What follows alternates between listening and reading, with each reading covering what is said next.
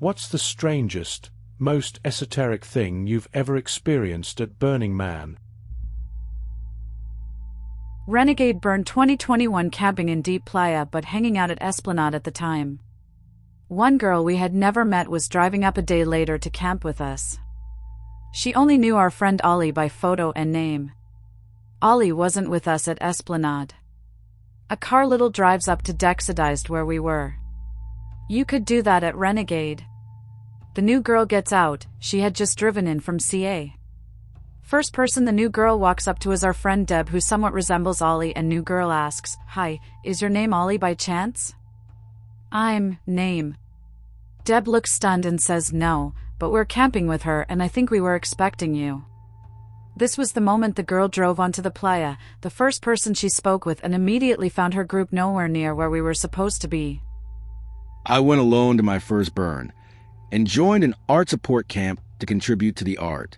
One of the best nights I had was spent hopping around with this couple of few tents down from me and another guy from my camp.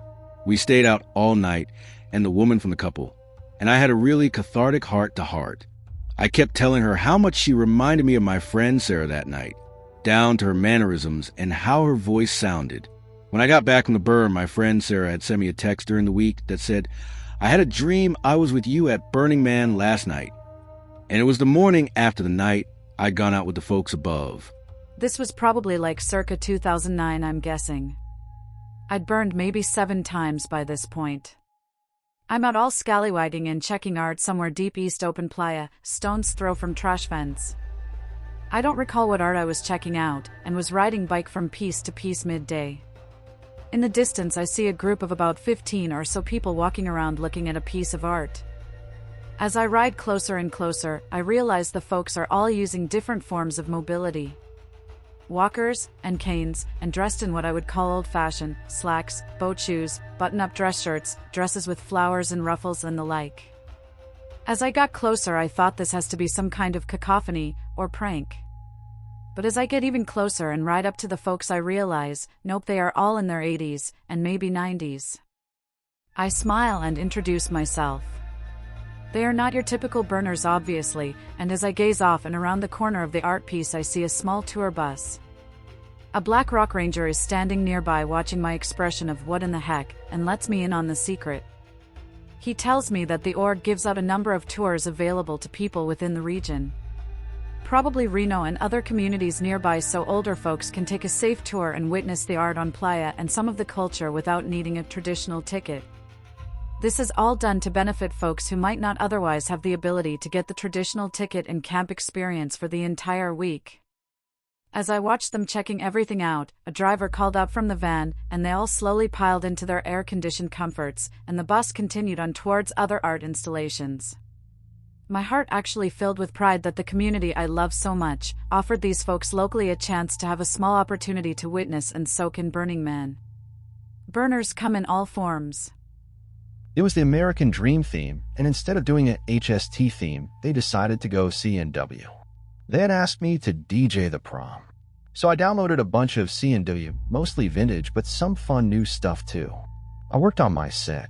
When the time came, I was dressed up in a cute little outfit, and I dropped my country tracks. They were all dressed up like vintage barmaids in a movie, huddled in the corner. They clearly did not approve. So they sent the bravest one over to talk to me and tell me to play better music. I slammed on Journey. Because my campmates have terrible taste in music, 2 different DJs from camp came up to ask me if I was okay. The other DJs can always tell. One of them kindly took over. The other, my BF, was like, "Let's just take off." When I hit the Esplanade, there was an art car there spinning disco, and you could control the lights. It was amazing. And it was literally 30 seconds from my camp. And there I was in my cute little outfit. The moral of the story is that if you don't like what's going on, just turn in any direction and change it. To quote Beavis and Butthead, this sucks. Change it. A friend of mine in 2019 was on Rod's Road, and he was just taking a small video of what was going around him, and this couple with identical twins in a stroller comes into view as he is panning his camera. As he continues to film, he notices another couple with identical twins in a stroller walking from the opposite side and in the direction towards the first couple and twins. Both set of toddler twins see one another and the parents eventually join up. At this point my friend has also wandered towards them as well and informs them that he recorded the whole thing. They all get to talking about the burn and quickly come to learn that the twins were all born the same day. That day in 2019 was their birthday. I met God in 2017 at the burn, which includes days of synchronicities leading up to meeting God, and that moment never ending. I thought I had lost my mind, but my camp was half Israeli, and my camp lead had already met God, and having them hold me helped me. 6 months later they invited me to Israel where the visions I had been having played out. I drank the waters of Armageddon, followed visions of a blue jewel to Tzfat where I discovered it was the Gra tree of life as a jewel, and went to Midburn. My Israeli friend, Russo, who I stayed with, ended up having grown up on a kibbutz in the Golan Heights. He took me swimming there and it ended up being the River Jordan, which was amazing.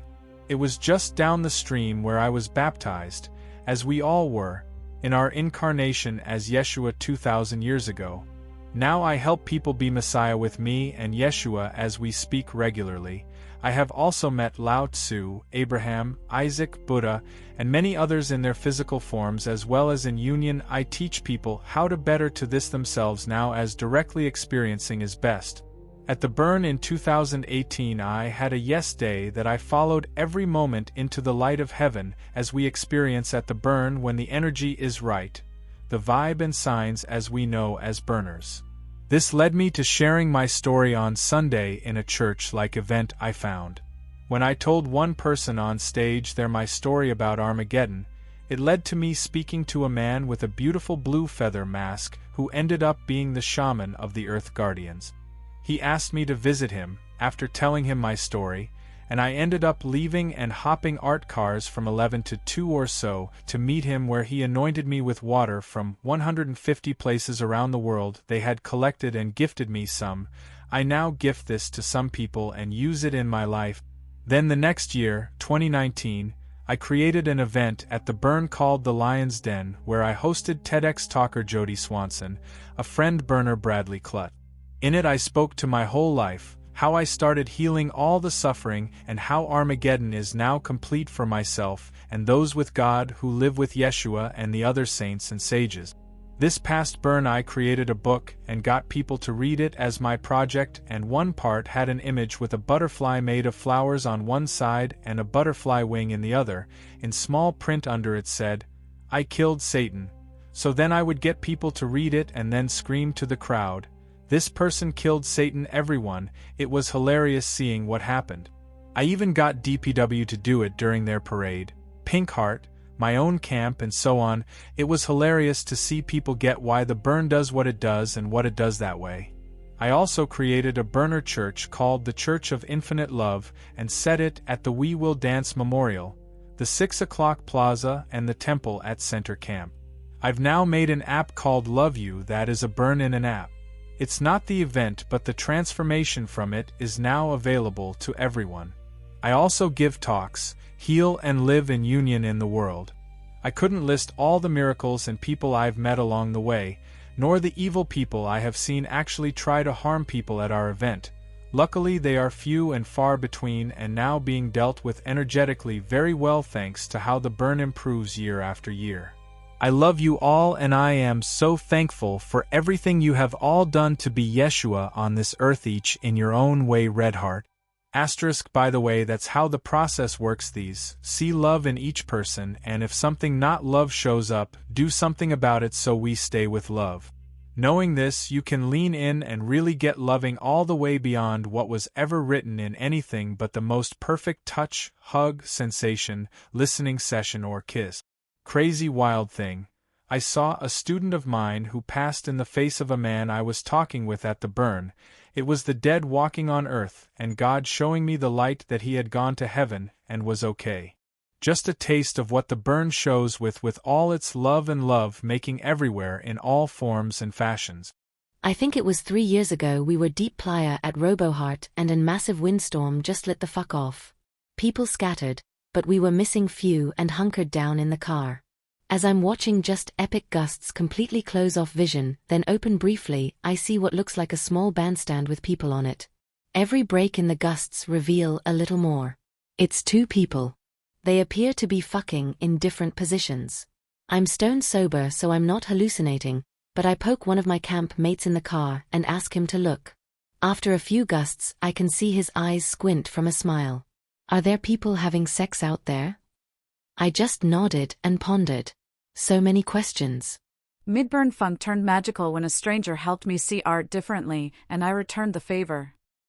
I was feeling down one morning, as I often do about Wednesday midburn, so my husband encouraged me to ride out the playa and fix my head. I rode out with my breakfast in a bento box and found an art piece with a bench on it about halfway out to the man, sat down, and started eating my eggs. I had seen this art piece the night before, and honestly I wasn't really impressed. It had some sort of spinning lanterns, some strange sounds, and the aforementioned wooden benches, but it certainly wasn't speaking to me. It was just a bench. Halfway through my breakfast, an older woman and her husband biked up to the piece. Her bike had little plastic orange monarch butterflies attached to the handlebars, and she spoke to her husband about how much she loved this piece, how incredible it was. Being in a bit of a sour mood, I butted into their conversation and asked what on earth she saw in the thing. She told me that she was an artist, and had built a piece for the playa a few years back, a tall wooden structure with big orange flowy fabric that billowed from the top. The piece had something to do with her love of the color orange, which I admitted was also my favorite color. But she said what was so challenging about building a Burning Man art piece, for her, was how many different elements you had to learn and master just to build one piece. Her piece had wood, fabric, and nighttime lighting elements, and while she considered herself a fabric artist, she had to learn so much about wood and lighting and electricity just to make her one piece. Then she pointed back to the piece I was sitting on. The wooden benches were joined at perfect angles, and contained a hidden speaker system. The lanterns were intricately forged from impressive wrought iron, and looked like they could have been from 19th century Paris. The light bulbs inside the lanterns weren't just LEDs, they were some older cool incandescent bulbs. The lanterns were attached to a pedestal, which people could spin, and the lanterns would stay lit. And the spinning somehow affected the sounds that were coming from the benches. This piece had so many elements, she mused that the artist must be a genius. I looked back at the piece with new eyes, and was totally amazed. I had never thought about playa art this way. My mood was instantly lifted. I thanked her for turning my burn around. We shared a hug, and feeling much better, I biked off, bound for the deep playa, where I had not yet explored that year. Somewhere past the temple, I ran into something I recognized. It was an art piece called Straight Edge, which I had read about pre-burn and actually donated a little to their Kickstarter. Without going into too much detail, the piece was a 2.5 kilometers long ruler made of synchronized blinking lights, which at night was designed to show the curvature of the earth against the extremely flat playa surface. To be honest, during the day it didn't look like much, just a bunch of poles in a line, but I stopped to look at it anyway. I was about to leave, when all of a sudden, I hear someone shout my playa name. It was the artist and her husband from earlier. She saw me looking at the straight edge and said, "Hey, I don't get it, what I asked this?" So I told her all about it, what I had learned from the Kickstarter, even a detail I had remembered about how getting the lights to sync up required getting all 70-odd poles to link up to a satellite, and to ensure the timing was right, the team had to take into account the effects of Einstein's theory of special relativity, which I had read is one of the only known practical uses of that theory. She was amazed. Just like me 30 minutes before, she was able to see this piece in a whole new way, and appreciated it so much more deeply for me sharing my experience. We both recognized the mirror imageness of the moment, with me giving her the same experience she had given me, and it made us both a little emotional, in that very wonderful Burning Man way that we all know so well. I reached in to give her a hug when, and I shit you not, an actual live monarch butterfly came out of nowhere, fluttered right between us, and then disappeared off into the playa. The two of us looked at each other, mouths open, speechless. Her husband said, "Wait, did that really just happen?" We hugged, wished each other a happy burn, and I biked off towards the temple. I never saw her again. I met someone who I understood to be the angel of death. He was wearing a ranger uniform, but it was like mutated. The man's symbol had a grinning skull.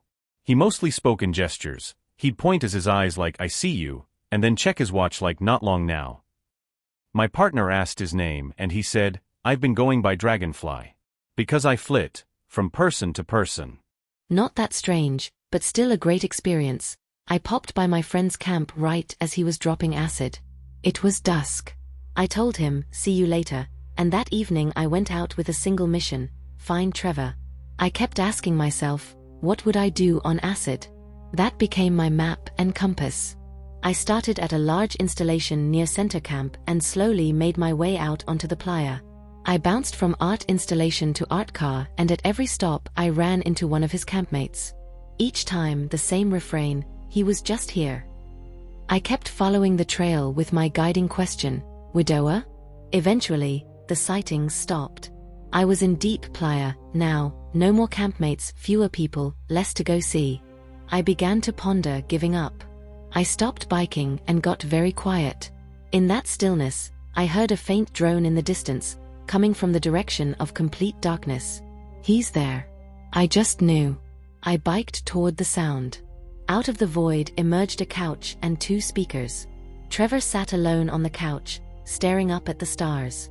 As I approached, he brought his gaze down and smiled, the knowing smile of someone completely unsurprised that I had materialized out of the darkness, and said, "You made it." I was delivering mail, and I had a postcard addressed to someone in contemplation inside the north door of the temple. Side note, delivering mail is an absolute gas. You pick it up at the post office at either 3 or 9, and addresses are often like this. The postcard was a picture of a platypus, and on the back was a simple message about, "I hope you're finding what you need in the moment," and so forth. When I delivered it to the person that caught my eye, they looked at the postcard and said, "Oh my God, I just finished a graduate program that I basically hated, and one of my subjects was the platypus, and I wrote a huge paper on it, which I came here along with all my other papers to burn." My name is Jess, and I was riding around Deep Playa last year on my boyfriend's art car. Suddenly, we saw the letters JESS glowing on a big art piece. I was delighted and pointed to it. "We have to stop there." Turns out, someone had changed the light bulbs on the giant light bulb easel so that it spelled out my name. I arrived there and this girl was standing there happily admiring the piece that her boyfriend had changed to say her name. She turned to me and was like, "I'm Jess." I told her I'm Jess too. And she gave me the biggest smile, and we embraced for like 2 minutes dancing and laughing. LOL, it was incredible. Then a third Jess joined in. Just 2 minutes later the piece became a dick, hahaha. Mud burn year was my then 4-year-old's first burn. On our first day, we were out exploring and found a large bright pink cat tree, like a huge version of the things cats climb in a home. We hung there for hours and had a blast, then left. Later that evening, we were out riding, and my child decided she really wanted to find the cat tree. She wanted to look at the playa from on top of it. So we rode all over, looking for that huge pink structure. We looked for over an hour. At some point, I said, "I don't think we'll find it tonight, let's go do something else for a bit and look tomorrow." She was a bit sad, but then pointed to a random art piece and said, "Let's go check what that blue thing is." We rode over, and it was the cat tree. The lights made it look a different color at night. I might be swapping the colors, maybe it was blue daytime and pink night or something, but that's the idea. We partied with Diddy at his camp. He was chill. No weird stuff. His camp wasn't as nice as our camp, surprisingly. He actually visited our camp because he heard our chef was the best on the playa. He was impressed. Hope he visits the burn again after he beats the case. My first year was 2001. I was at the temple at sunrise. A spiritual priest was chanting. It was solemn, almost eerie. I hadn't slept yet, but I was still wide awake. The chants turned into him speaking in tongue. This burnt coffin was what he was standing over. He opens the coffin, reaches into a skeleton and pulls out a heart. Holds it up in the air and continues chanting. I thought I was imagining it, but my friend's seen it too. Still have no idea what I actually saw, but my heart was pounding so hard by this experience it took my breath away. Oh. And I saw a photo of my marriage license from 1988 on the temple in the early zeros, taken by a random stranger. I didn't think to take one myself and I got it anyway. It's the lattice of coincidence. Burning Man is so about the lattice of coincidence. I have a tattoo of my deceased cat on my forearm. We were saying goodbye at the temple, and when we were done, the second we were about to get up, a giant beautiful bright green bug landed right over her face on my arm. She loved chasing bugs. And how often do you see bugs on playa? It really felt like she was telling us she was there and that everything's okay. The bug was there for a second, then flew away and disappeared. I ran into a friend who wasn't even supposed to be on the continent. And I got to hear DJ Spooky at a secret party and he was amazing. I talked the cops out of arresting some dude. I really should have been an attorney. I gave lap dances on a milk crate to people in the Exodus line of cars. Moda saved me when I was melting down at the temple. He just happened by. And he talked me down. He is a gem. We had French onion soup at midnight and tri-tip at 4 a.m. We brought fresh pizza to the Morningwood bar at 6 a.m. The Billion Bunnies let me into the Billion Bunny bar during a whiteout when I didn't have my bunny ears because I have a bunny tattoo. I know where the clean portos are. A friend and I were at the trash fence watching the sunrise when we started chatting with a woman next to us. She offered us some cookies. It was all 3 of our second years on playa. The conversation was mostly about how special BRC is, how the strangers you meet are amazing, instant connections, etc. She then goes on to tell us about this amazing conversation she had with 2 men the year prior. How it all felt so familiar. To this day, I don't know what compelled her to do what she did next. She remembered she had a photo from last year, so she pulls her phone out and finds it. The photo is the 3 of us. We had met the previous year and hit it off then as well. It was one of the most surreal experiences I've ever had. My buddy was getting out of a terrible relationship. He always wanted to do a heroic dose of mushrooms, but his wife would never let him. The second he was divorced, I took him out to playa. He was having his dark night of the soul/ego death, getting into his head about how he was on drugs and how sideways his life was. Then he got deeply self-conscious about how he was acting and that people would judge him for being on drugs and everyone was going to think he was weird. I assure him that half the people out there are in a similar state. He doesn't believe me. Now we are way out there. There isn't a soul near us. It's pitch black. No moon. I tell him that Burning Man was built for people in his condition. He looks at me, eyes full of fear and vulnerability, and asks, "How do you know this to be true?" At that very moment, this big hippie with a chasseur cat grin almost materializes out of the darkness and brushes up against us. He literally appeared out of nowhere. I ask the big hippie, "Hey, are you on mushrooms right now?" The chasseur cat grin bobs up and down. I ask, "Is it okay to be on drugs at Burning Man?" Again he nods. Then he disappears into the darkness again. I turn to my friend who tries to compute this in his altered state. The trip went way better after that. To this day, we both think it was some form of mushroom trickster. I think a good art piece becomes esoteric. I've been inside 3 TARDIS? Talked to God. They thought I was so funny they invited me to be God for a bit. Talked to aliens at the Long as Burn, OMG, just fall. Had to pee so bad. Carnival of Mirrorsal. I swear to fuck I got a tour of the back of Carnival behind scenes. Like the guy was like, even Bieber can't get here. It was cool, but I noped out later. I think it was Carnival. The Fire Carnival? Tetris? We walked through and some carny was like, wanna see stuff? Yes. We did. But noped at the coke and said we were expected for a ritual. I'm goth, she was punk. Besties. Thanks. I gave him some origami. A deer, it's like a light. It was gold paper. No. I don't do drugs. ADHD is fun.